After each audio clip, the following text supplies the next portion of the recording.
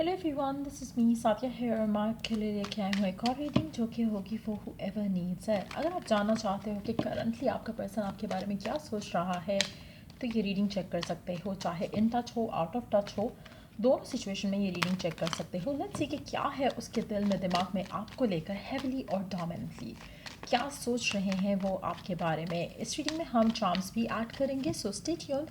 और रीडिंग शुरू करने से पहले रिमाइंड करवा दूं कि ये एक जनरल रीडिंग है, सबके साथ मैच कर भी सकती है और नहीं भी।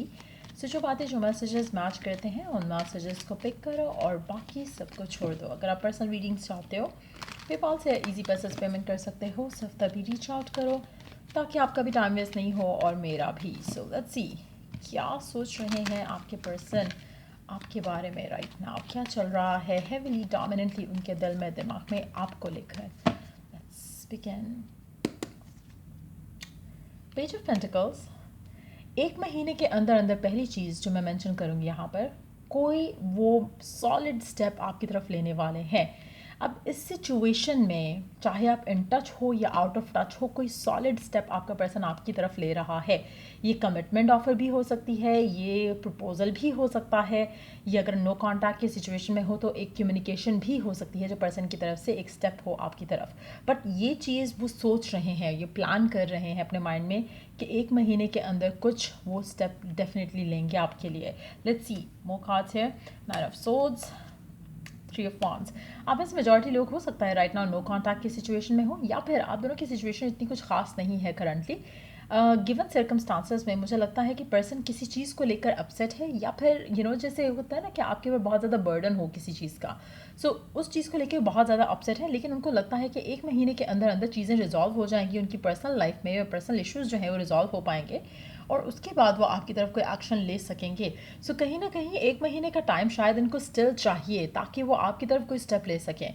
सो मुझे लगता है कि एक महीने के अंदर अंदर कोई ये मेजर स्टेप इसलिए भी लेंगे, हो सकता है कि जो इनके ऑनगोइंग इश्यूज़ हैं, इनके पर्सनल इश्यूज़ जो हैं फैमिली से रिलेटेड या वर्क से रिलेटेड, वो एक एक हफ्ते, नॉट एक हफ्ते, एक महीने तक वो रिजॉल्व कर पाएंगे। सो हो सकता है कि अपने आप को एक टारगेट दे रहे हैं कि एक महीने के अंदर मुझे ये सब करना है ताकि आपकी तरफ वो एक्शन ले सकें। सो मुझे लगता है कि कोई प्लानिंग चल रही है उनके दिल में आपको लेकर, और मुझे लगता है कि वो वेट कर रहे हैं उस दिन का, उस टाइम का, उस मोमेंट का जहाँ पर ये आपकी तरफ एक्शन ले सकें। Let's see more cards here.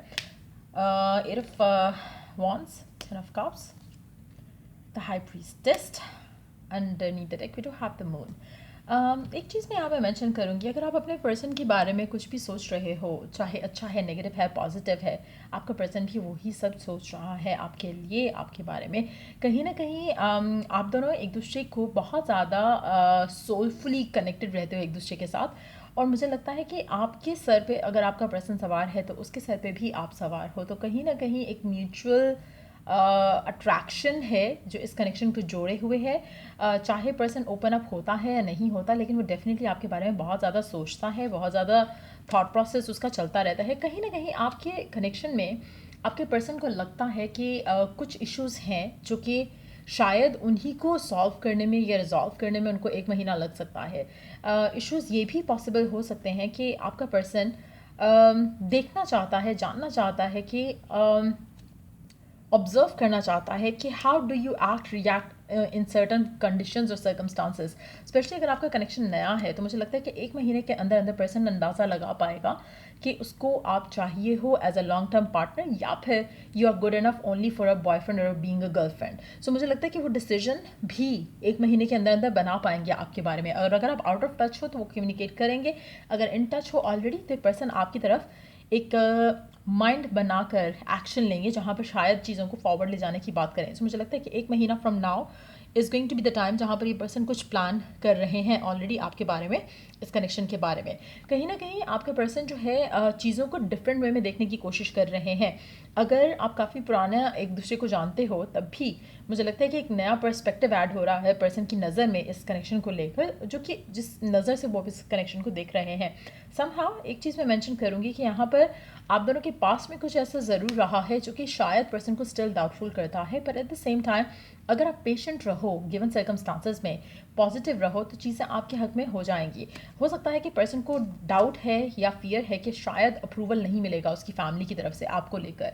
Again ये जो आने वाला एक महीना है, इसमें बहुत कुछ डिटर्मिन कर पाएगा आपका पर्सन और फिर आपकी तरफ एक्शन लेगा। मेजॉरिटी लोगों के लिए मुझे लगता है कि आपके फेवर में, कनेक्शन के फेवर में डिसीजन आएगा पर्सन का, और आप और उसके दरमियान में एक सॉलिड कमिटमेंट जो है वो मुझे आते दिख रही है। आपकी विश पूरी होती दिख रही है यहाँ पर। So that's what I see. But yes, कुछ लोगों के लिए कुछ ब्लॉक्स हैं जो पर्सन जब आपके बारे में सोचता है तो उसके जहन में वो ब्लॉक्स आते हैं। लेकिन आई होप कि ये जो एक महीने के जो प्लानिंग ये कर रहे हैं ऑब्जर्व करने की, वो मुझे लगता है कि आपके फेवर में वर्क करेगा, उसका रिजल्ट आपके फेवर में आ जाएगा और फिर आप अपनी लव लाइफ इस इंसान के साथ आगे बढ़ा सकोगे। लेट्स सी कि चार्म्स क्या ऐड करते हैं।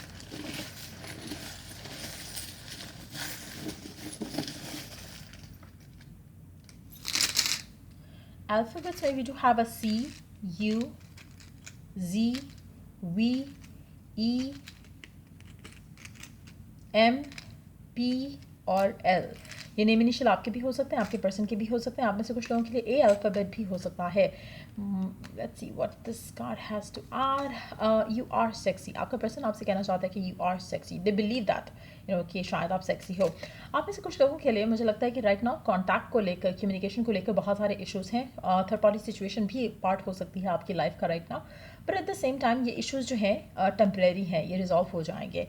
मुझे लगता है कि नो मैटर व्हाट हैपन्स, आप दोनों एक दूसरे के साथ स्टिक्ड रहते हो, हुक्ड रहते हो एक दूसरे को, but at the same time मुझे लगता है कि यहाँ पर फ्यूचर को देख कर बहुत ज़्यादा सोचा जा रहा है, अंडरस्टैंड करने की कोशिश की जा रही है। आप में से कुछ लोगों के लिए आपका पर्सन आपको स्टॉक भी कर रहा हो सकता है, again to make a decision about you. कुछ क्लैरिटी, कुछ एक डिसीजन बनाने के लिए वो हर एंगल, हर लेवल पे सोच रहे हैं, समझने की कोशिश कर रहे हैं। मुझे लगता है कि आपके पर्सन को लगता है कि you are such a lovely being, sweet भी लगते हो आप उसको।